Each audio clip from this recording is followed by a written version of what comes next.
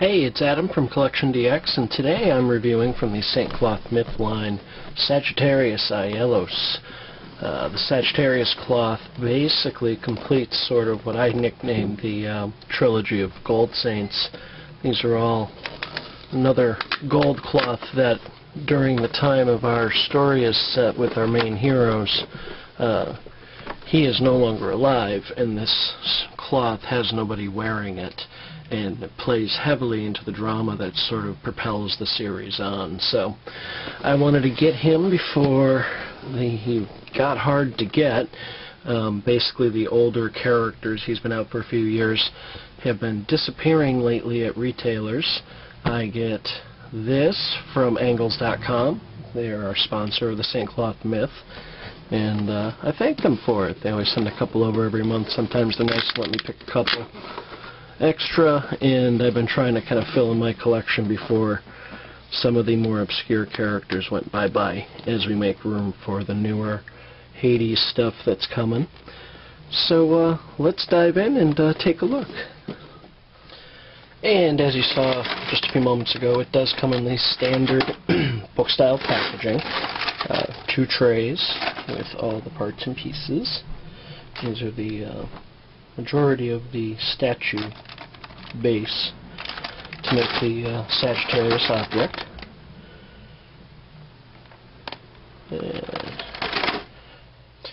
And the body, being an earlier release, is a Gen 1 style, so he does rotate at the waist. They have sort of a big, large two-way pivot, that's it. Later advanced bodies have sort of rotating chests that can move around a little more, but generally it's not a problem with Gold Saints because their armor tends to restrict their movement because they tend to be these whole body pieces that would prevent them from being able to do anything too funky there anyway. Die-cast feet, still highly posable. Yeah, joints are nice and tight. I've only had one Saint Seiya figure get a loose ankle so far to date, so I've had a pretty good mix.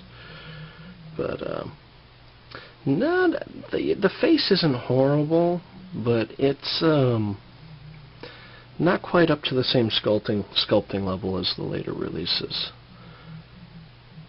But they do also include a Seiya head, because Pegasus Seiya does indeed wear this gold cloth a couple times, but the head sculpt doesn't really quite look like him. Plus he has black hair in the series, and this one's got brown. So that's the head sculpt from this Pegasus Seiya release. It's not horrible, but not quite the same. So this is Sagittarius Aielos. This is how the armor looks on the character with the headpiece on. As you can see, he has wings. Aielos was branded a traitor by Pope Ares because Aielos actually discovered who Pope Ares really was and walked in on him when he was trying to assassinate little baby Sayori Kaido, the physical reincarnation of Athena. So he pretty much sent all of Sanctuary after Aielos. Aielos took Athena with him, ran, basically passed Athena off to a human man who had been studying the myth of the saints and kind of, right place, right time, quote unquote, and then he passed away. So Sayori and the Sagittarius cloth went with him, and she was raised as his own daughter, and eventually came to know who she was, and yada yada, set the story in motion. So you don't get to see much of him except in a couple of very quick flashbacks, and like I had mentioned earlier, the head sculpt on him doesn't really do him a whole lot of justice. I mean, it's not horrible, but it doesn't quite fit the more mature nature of the look of the series since then. And there we go. And basically I just kind of want to get in here and show you the wings. It's going to be hard to tell in the video, but the wings clip in here. The pegs look like they should go in all the way, but they're sticking when I was putting them together. I don't want to force it. I've had a horrible time lately with breaking parts on things, so the wings, of course, do fold and bend, which is a nice touch.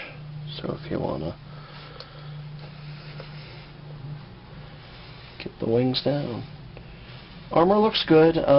Character suffers from, you may have also noticed I've got the one of the St. Cloth myth stands just to keep them from falling over while I talk about them. The wings tend to add a little weight and blah blah blah. So right here above the weight clip, big nubs. They've Bandai has gotten better with the being able to create a slim die-cast metal chest plate and have hinges built in without them being these big, thick, clunky things on the side. So he was one of the earlier releases. I think he was in the first dozen or so, and so it doesn't quite have. So he's a prime candidate for an appendix, I think. Not a big deal, as when I'm all done with the review, this is going to be displayed in its statue mode. And before that, again, I do want to point out, I'm probably not going to do it for the review, but you can indeed swap out the head and give yourself a Saint Seiya head. Check the written review. I'll throw some photos in, or maybe I'll slip them into the video review between takes. So let's get them apart and take a look at them in statue mode. And just did want to show you, he does come with the bow, and you can pose him pulling it back. The brackets for the chest plate do kind of prevent you from getting the arms in a little closer, so you are hampered a little bit, but still you can get it in the pose, which is a nice touch.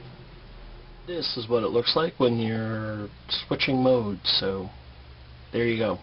It's a lot of work. Not for everybody, but it's cool. And here is the Sagittarius cloth, as it appears from most of the series. I apologize for the fairly awkward rotation, but his width was such that you couldn't really get him to stand on the rotating stand and not fall over. So just wanted to give you a look at it. Beautiful. In its object statue mode, I have no complaints. It was very straightforward to put together. Looks exquisite. It's a really nice piece. I really like it. Again, the design may not be everybody's cup of tea. It's a bit ornate. It's a bit over the top. I realize this may not appeal to non-Saint Seiya fans, but a Saint Seiya fan who has yet to purchase the Sagittarius cloth, well, you need to go out and get it. You can get yours at Angles.com. This is where I got mine. I know supplies are limited on him. They got a restock in on them, and after it's gone, it's going to be gone.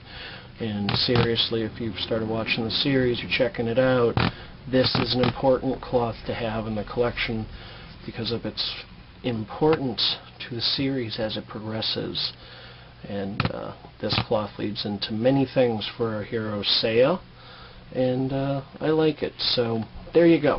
In a nutshell, that's kind of what you get. That's what you got going on. Hope you enjoyed it. Till next time, I'm Adam.